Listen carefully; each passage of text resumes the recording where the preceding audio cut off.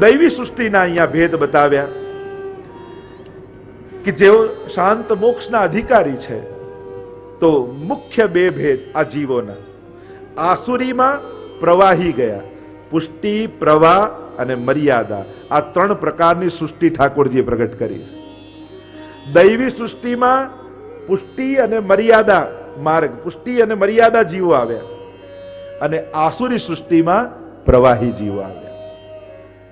તો દૈવીમાં બે પ્રકારના જીવોને પ્રગટ કર્યા, પુષ્ટિ અને મર્યાદા. આસુરી સૃષ્ટિમાં એક પ્રકારના જીવોને પ્રગટ કર્યા, એ છે પ્રવાહી. પુષ્ટિ, પ્રવાહ, મર્યાદા ભેદ, ત્રણ પ્રકારના ભક્તોની ચર્ચા. હવે પુષ્ટિમાં, પુષ્ટિ ભક્તો કોને કહેવાય? તો એના લક્ષણ બતાવ્યા કે જે પ્રભુમાં અનન્ય આસક્ત હોય એ પુષ્ટિ જીવ છે. એ ક્યાંથી પ્રગટ થયા? તો આગળ એના શ્લોકો આપણે લઈશું. અમુક શ્લોકો, બે ત્રણ શ્લોકોની ચર્ચા કરીશું કે પુષ્ટિ કાયેન નિશ્ચય. આ પુષ્ટિ જીવોનું પ્રાગટ્ય સ્વયં શ્રી મહાપ્રભુજી આજ્ઞા કરે છે. જો શ્લોકોને પ્રમાણ જોતા જોતા કરીએ તો 9મા શ્લોકમાં મહાપ્રભુજી આજ્ઞા કરી છે કે આ ત્રણેય પ્રકારની સૃષ્ટિ, કારણ કે બધા જ ભગવાનના અંશ છે, ભગવાન દ્વારા જ પ્રગટ થયા છે, પણ શેમાંથી પ્રગટ થયા? દૈવી પુષ્ટિ સૃષ્ટિ ક્યાંથી પ્રગટ થઈ, મર્યાદા સૃષ્ટિ ક્યાંથી પ્રગટ થઈ, અને પ્રવાહી સૃષ્ટિ ક્યાંથી પ્રગટ થઈ? તો એ વાતને સમજાવતા 9મા શ્લોકમાં મહાપ્રભુજી આજ્ઞા કરે, ઈચ્છા માત્રેણ મનસા પ્રવાહમ સૃષ્ટવાન હરિ વચસા વેદ માર્ગમ હિ પુષ્ટિ કાયેન નિશ્ચય. મહાપ્રભુજી સમજાવે, મનસા, મનથી, ઈચ્છા માત્રેણ મનસા, ઈચ્છા માત્રથી ઠાકોરજીએ પ્રવાહી સૃષ્ટિને પ્રગટ કરી. અને જે એમ કે મારા તો મનમાં આવે એ કરું, સમજી લેવું ભગવાનના મનમાંથી પ્રગટ થયો છે. ઈચ્છા માત્રેણ મનસા, ઈચ્છાથી આ સૃષ્ટિ પ્રગટ થઈ. પ્રવાહમ સૃષ્ટવાન હરિ વચસા વેદ માર્ગમ હિ, અને પ્રભુની વાણીમાંથી વેદ માર્ગ પર ચાલનારી મર્યાદા સૃષ્ટિ પ્રગટ થઈ.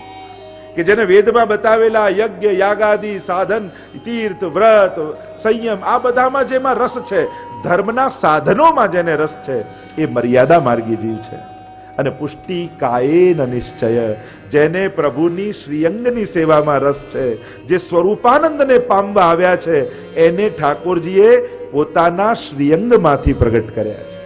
પુષ્ટિ કાયેન નિશ્ચય. તો આમ ત્રણેય સૃષ્ટિનું ભગવાનમાંથી સર્જન બતાવ્યું. આ તમને આખું વર્ગીકરણ કરીને સમજાવી દો. તો આમ પુષ્ટિ સૃષ્ટિ શ્રીઅંગમાંથી, શ્રીઅંગમાંથી પ્રગટ થઈ શ્રીઅંગની સેવા માટે, અને શ્રીઅંગની સેવા કરતા કરતા એ પ્રભુની મૂળ આનંદ સ્વરૂપની પ્રાપ્તિ કરે છે. હવે અહીંયાથી મહાપ્રભુજી બીજા બે ભેદ બતાવ્યા પુષ્ટિ સૃષ્ટિના, એક શુદ્ધ પુષ્ટિ અને બીજું મિશ્ર પુષ્ટિ. આ પુષ્ટિ સૃષ્ટિના અંતર્ગત ભેદ મહાપ્રભુજી અંતર્ગત છેક ભેદો બતાવે છે. કારણ કે પુષ્ટિ ભક્તોમાં પણ આપણને અનેક પ્રકારના ભક્તો જોવા મળે છે. ભલે પ્રભુની સેવામાં જ રુચિ રાખે છે, છતાં એને અંતર્ગત નાના નાના અનેક પ્રકારના ભેદો આ પુષ્ટિ માર્ગી ભક્તોમાં છે. તો એક તો શુદ્ધ પુષ્ટિ છે અને બીજા મિશ્ર પુષ્ટિ છે. તો શુદ્ધ પુષ્ટિ કેવા છે?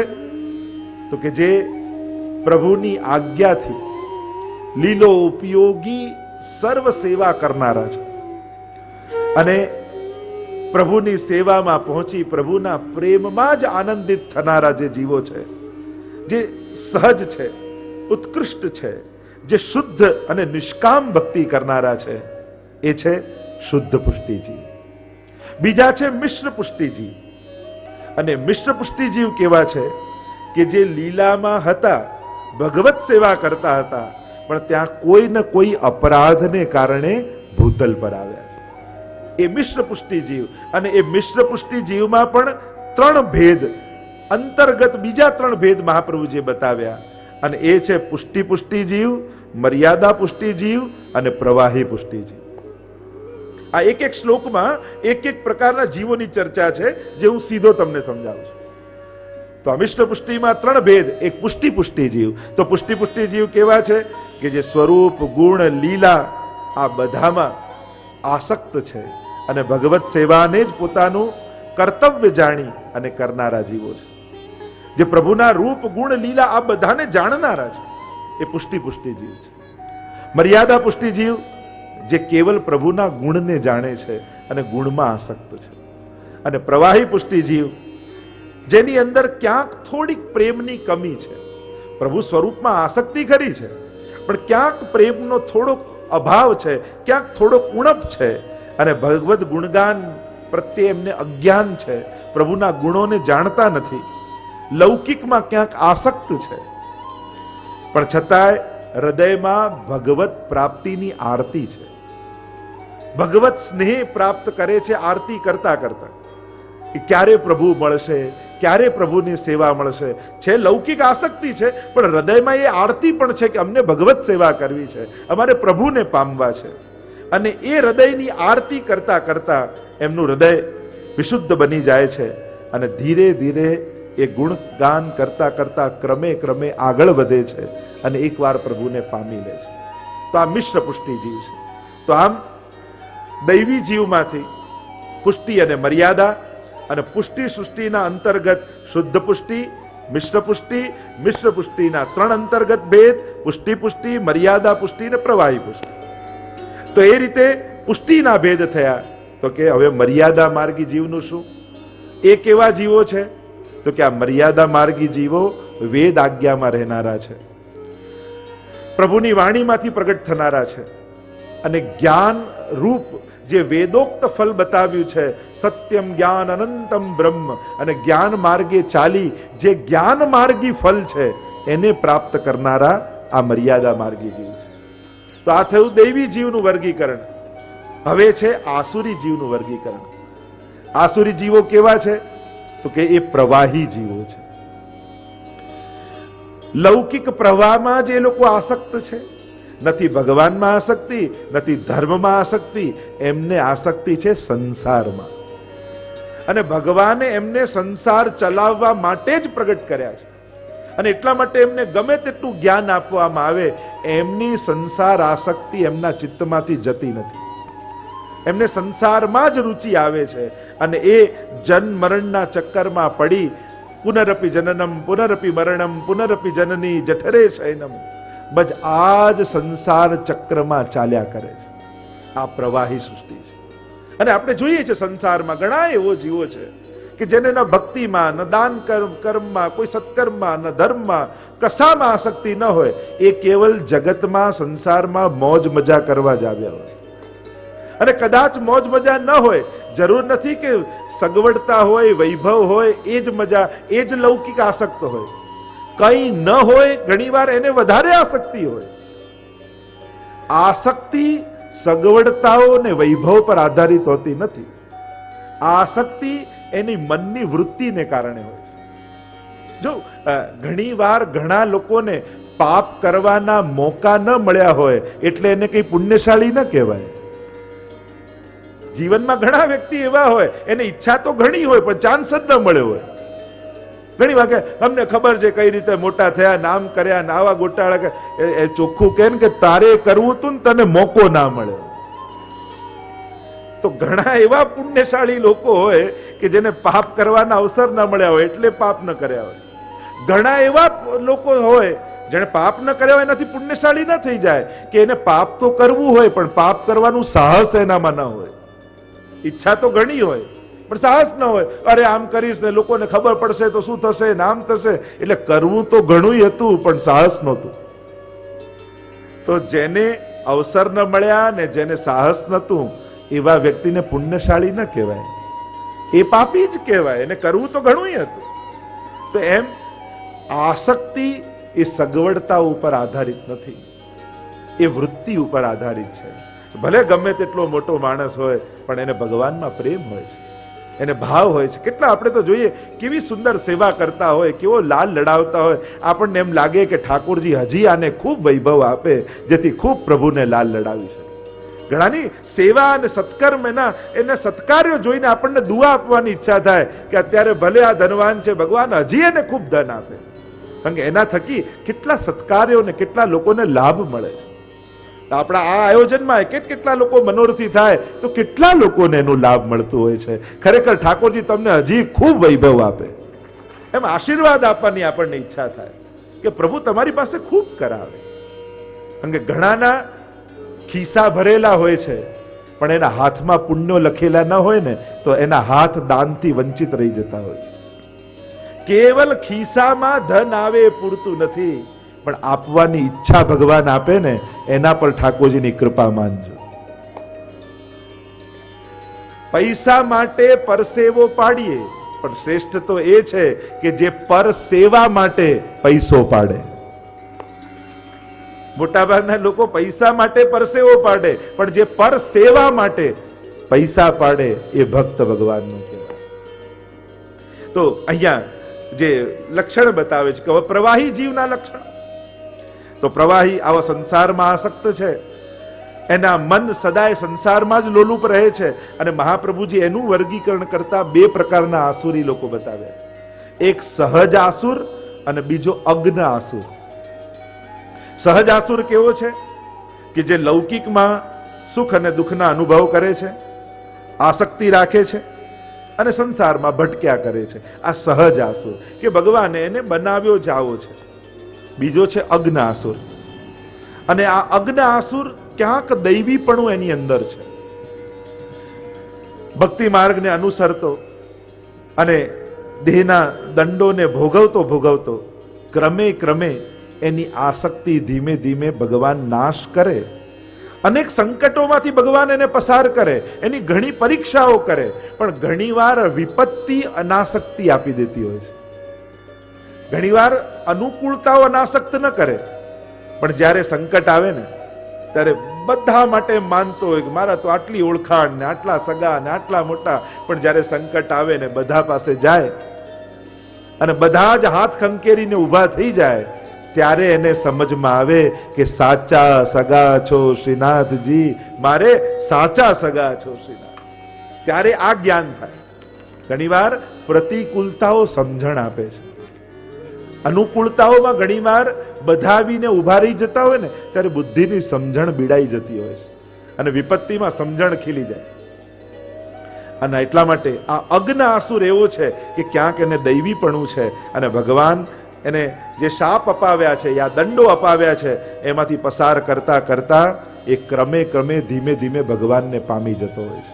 તો અગ્ન આસુરની વાત કરી અને આમ આખું વર્ગીકરણ કરીને આપ્યું ને છેલ્લે મહાપ્રભુજી કહે કે આ દૈવી આસુરીની વાત કરી, એના વર્ગીકરણ બતાવ્યા, પણ એક વિશેષ પ્રકારના બીજા જીવો છે અને એને મહાપ્રભુજી ચરસણી જીવ કહે છે. અને આ ચરસણી જીવ કેવો છે કે જેના વિશે ખબર જ ન પડે કે આ છે ક્યાંનો. ક્યારેક થોડી વાર સેવાયમાં બેસી જાય, ક્યાંક જઈને યજ્ઞમાં બેસી જાય, ક્યાંક જઈને ઉપવાસે કરી આવે, ક્યાંક જઈને એમ સંસારી જોડે બેસે તો સંસારી જેવો થઈ જાય કે આપણે ભગવાન ભગવાનમાં માનીએ નહીં હો, એવો છે. એટલે કે જેની જોડે બેસે એવો થઈ જાય. મહાપ્રભુજી કહે કે આવો જીવ તો સમજમાં જ નથી આવતો કે કેવો છે, એટલે મહાપ્રભુજી એને ચરસણી જીવ કહ્યો કે એવો ચમચો હોય કે એનાથી દાળે હલાવી લો ને શાકે હલાવી લો ને બધુંય હલાવી લેવાય, એ બધામાં કામ લાગી જાય. અને એવાય ઘણા મળે, ઘણા કે આપણે તો કોઈને ખોટું લગાડવા નહીં દેવાનું, એટલે જેના જોડે બેસે એવા થઈ જાય, એના પોતાના કોઈ વિચાર જ ના હોય અને બસ જેના જોડે બેસી એવી વૃત્તિ ધારણ કરી લે. મહાપ્રભુજીને ચરસણી જીવ કહે છે. તો અહીંયા અનેક ભક્તોના લક્ષણ મહાપ્રભુજીએ બતાવ્યા છે. એમાં 12 અને 13મા શ્લોકમાં મહાપ્રભુજી પુષ્ટિ જીવના જે લક્ષણ બતાવતા આજ્ઞા કરે છે કે મારો જે પુષ્ટિ જીવ છે એ કેવો જીવ છે એનું લક્ષણ બતાવતા મહાપ્રભુજી બોલ્યા, તસ્માત જીવાહ પુષ્ટિ માર્ગે ભિન્ના એવ ન સંશય ભગવદ રૂપ સેવાર્થ તત્સૃષ્ટિર્નાન્યથા ભવે સ્વરૂપેણાવતારેણ લિંગેન ચ ગુણેન ચ તારતમ્યં ન સ્વરૂપે દેહે વા ક્રિયા સુવા. બધા જ ભક્તોના લક્ષણ બતાવતા દરેક પ્રકારના જીવોના લક્ષણ બતાવતા મહાપ્રભુજી પોતાના નિજ ભક્તોનો પક્ષપાત લેતા કહે, તસ્માત જીવાહ પુષ્ટિ માર્ગે ભિન્ના એવ ન સંશય. અને તેથી પુષ્ટિ માર્ગી જીવો જુદા જ છે, એમાં કોઈ સંશય નથી. આ દુનિયાનો જે પ્રવાહ ચાલી રહ્યો છે એવા પ્રવાહમાં વહેનારા અમારા જીવો નથી. એ કંઈક અલગ છે, એની સોચ કંઈક અલગ છે, એની કંઈક ભાવના કંઈક અલગ છે. અને આ પુષ્ટિ માર્ગના ગણિતો છે ને સાધારણ લોકોને સમજમાં ના આવે. આપણે કહીએ ને માંગવું નહીં ઠાકોરજી આગળ, જો માંગવું જ ન હોય તો પછી ભગવાન પાસે જઈને કરવાનું શું? એને એમ લાગે કે ભગવાન એટલે કામ કઢાવવા માટે જેની પાસે જવાય એનું નામ ભગવાન. કોઈ ન કરે તો આ કરી આપ. સારું થયું કે હું નાસ્તિક ન થયો, કારણ કે ભગવાન હશે તો કોઈ દી કામ લાગશે. ઘણા સાહિત્યકારોના આવી કવિતાઓ છે. તો મહાપ્રભુજી સ્પષ્ટ કહે, મારા પુષ્ટિ માર્ગીઓ જુદા છે. શું અહીંયા બેસેલા દરેક વૈષ્ણવને એવું લાગે છે કે તમે કંઈક જુદા છો? કે જ્યારે તમે સંસારમાં જાઓ છો ત્યારે બીજા કરતા તમારી સમજ કંઈક જુદી છે, તમારી ભક્તિમાં કંઈક મેચ્યોરિટી છે, તમારી ભક્તિમાં કંઈક એ પરમ પ્રેમની સુગંધ છે, તમને અહેસાસ થાય છે. લોકોને જ લાગશે કે તમે કંઈક જુદા ભક્તિ કરો છો, તમારો કંઈક ભાવ જુદો લાગે છે. લોકો જ તમને જુદા તારી દેશે, કારણ કે તમે વિશેષ રૂપે આ શુદ્ધ પુષ્ટિ ભક્તિ, નિષ્કામ પુષ્ટિ ભક્તિ, આ નિર્ગુણી ભક્તિને ભજતા હશો ને, તો તમને પછી સાધારણ લોકો પર ક્રોધ નહીં આવે, દયા આવશે કે જોને બિચારાને સમજ નથી. પછી વિરોધી લોકો નહીં લાગે, અજ્ઞાની લોકો લાગશે. અને એટલા માટે પુષ્ટિ ભક્તની સમજદારી એવી હોય કે એને તો બધા ઉપર દયા આવે કે જોને બિચારાને સમજ નથી. સાધન ન હોય યા સગવડતા ન હોય તો સમજાય, પણ જેને સમજ જ ન હોય એને કેમ કરીને સમજાવો? મહાપ્રભુજી સ્પષ્ટ કહે. અને જુઓ, વાર્તા સાહિત્યનું પ્રમાણ છે. કેવા ભક્તો, હરિ ગુરુ વૈષ્ણવ ત્રણેય માટેની કેવી ભક્તિ, પ્રભુ માટેની ભક્તિના પ્રમાણ જુઓ. હવે નારાયણદાસજી રત્નો નીકળતા અને કહેતા કે આ તો બગાડ છે, આમાં પોતનું કરી દે, અરે આ તો બુદ્ધિ બગાડે.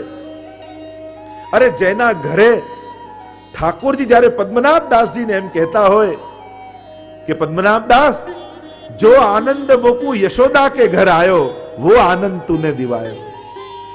મને તારા ઘરે યશોદાજી જેવો આનંદ આવ્યો. આનાથી મોટું સન્માન એક ભક્તનું બીજું કઈ હોય છે?